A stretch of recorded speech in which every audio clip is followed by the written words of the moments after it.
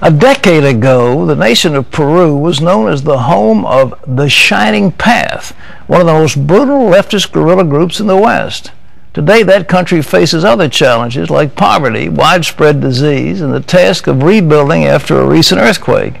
But as Gary Lane reports, new hope is rising for a better future in Peru.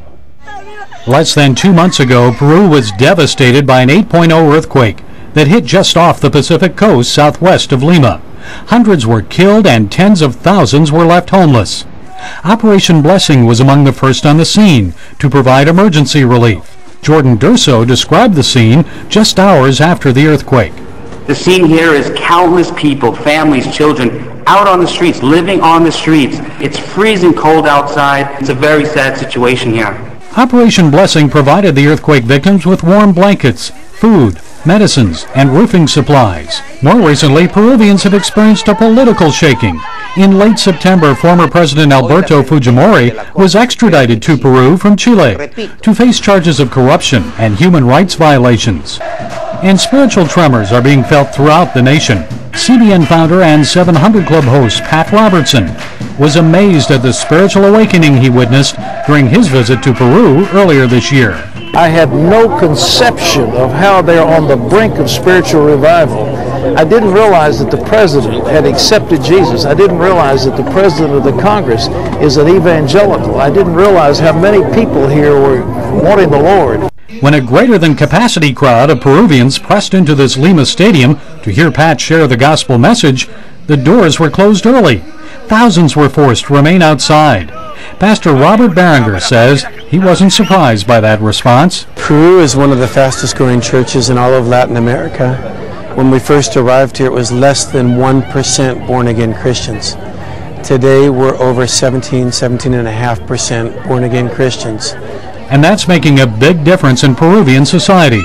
Christians are reaching out to help the homeless, destitute, and sick. 60% of the Peruvian population is infected with intestinal parasites. Earlier this year, 2,000 evangelical churches joined with Operation Blessing to treat thousands of children with the anti-parasite medication mebendazole. Gary Lane, CBN News.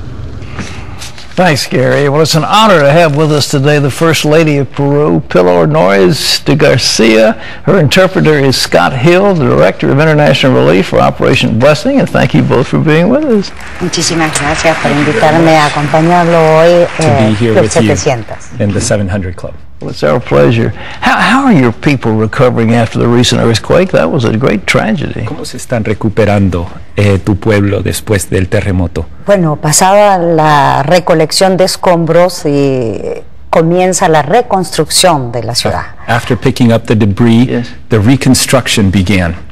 Que es la parte definitiva para que ellos vuelvan a encontrarse en su hogar. Y yo creo que en la primera gestión hemos recibido el apoyo desinteresado de miles de cristianos, y eso ha sido posible hacerlo en menos de un mes. It has been this reconstruction aspect where it is the most important, and also where we have seen the impact of the Christian community working in this area. Well, tell me about your work. You have a foundation and you have a heart to help your people. What do you want to do for them? Bueno, como esposa del presidente creo que me toca trabajar con aquellos que menos tienen de mi país. As the wife of the president, it's very important for me to work with those that don't have the basic necessities in my country. Y esa es la población altoandina, que está entre 2.500 y 5.000 metros de altura. And that's the Andina population. That's about over 6,000 feet. Que vive y trabaja su pequeña parcela del campo solamente sin apoyo del Estado y sin ningún camino, ni electricidad, ni agua potable. They live and work up in the mountains. They work their little piece of land. They don't have running water. They live in small little huts, and they don't even have electricity. What is burning in your heart? What specific things do you want to do to help those people? Lo importante es llevarle un programa integral que cambie su vida. ¿Y cómo podemos cambiar la vida de personas en estado de extrema pobreza? Mejorando la productividad. The important part is to really form programs that integrate all the different aspects of that person's, of those people's lives. And so how can we create those type of programs that attack all those different issues? Por un lado, el aspecto productivo de su trabajo y por el otro lado, cambiar la realidad social. First of all, you have the work aspect, and is there any way we can make them more productive? And then you also have the social aspect. Usted conoce bien la realidad de las enfermedades del Perú, la parasitosis, las enfermedades gastrointestinales y broncopulmonales. You all have been very aware of some of the sicknesses, the intestinal parasites that have been a part, and even respiratory infections. All right, we've distributed about 2 million doses of albendazole. Has that had any impact? Hemos distribuido como 2 millones de pastillas de albendazole. ¿Ha tenido un impacto eso? El impacto es inmediato, pero el problema es que si no se cambian las causas, que es el agua contaminada, some of the causes of those parasites, which is contaminated water, hay que repetir el proceso cada 6 meses. That process every 6 months. They don't have interior plumbing, flush toilets, so the waste goes into the water. Is that the problem? Muchas veces. Bueno, el principal problema de la desnutrición, que es la variable que hemos escogido nosotros, porque en nuestro país 1 de cada 4 niños en promedio nacional está desnutrido, pero en la zona donde yo trabajo el 80% de ellos está desnutrido.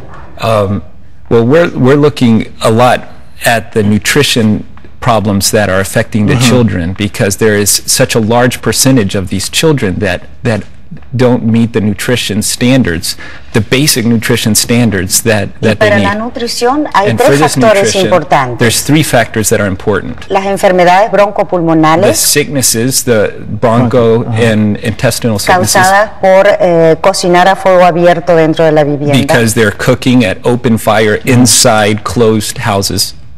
La segunda es la parasitosis y las enfermedades gástricas The causadas second por el agua is contaminada. parasites and different intestinal sicknesses caused by contaminated water.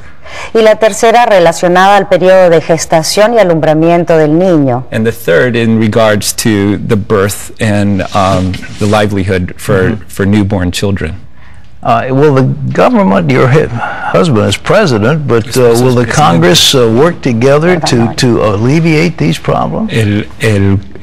Su esposo es el presidente, el Congreso está intentando trabajar para aliviar estos problemas. El Perú es un país que tiene como ingresos del gobierno el 14% del PBI nacional. That has 14% of the needed income is coming in to the government. Es muy pequeño para solucionar los problemas del 50% that income de la is población. very small to be able to cover, such a large percentage of the population. Por eso hemos hecho una fundación privada para apoyar al gobierno. That's why I have created a foundation separate from the government to help these people. Well, our time is up, but I want to know, we're praying for Peru. We ask God's blessing on Peru and on you and your husband. And we want to help in every way we can, because I think Peru has a great future. Thank you for what you're doing. God bless you. Muchas gracias a usted y a todos los cristianos que nos puedan ayudar a ayudar a eso. All the things that the Christians are doing to help our country in Peru. Well, folks, that's all the time we've got. We're honored to have the First Lady of Peru with us, Pilar Nores de Garcia. We leave you with these words from 1 Chronicles. Seek the Lord in His strength. Seek His face continually. We'll see you tomorrow. Bye-bye.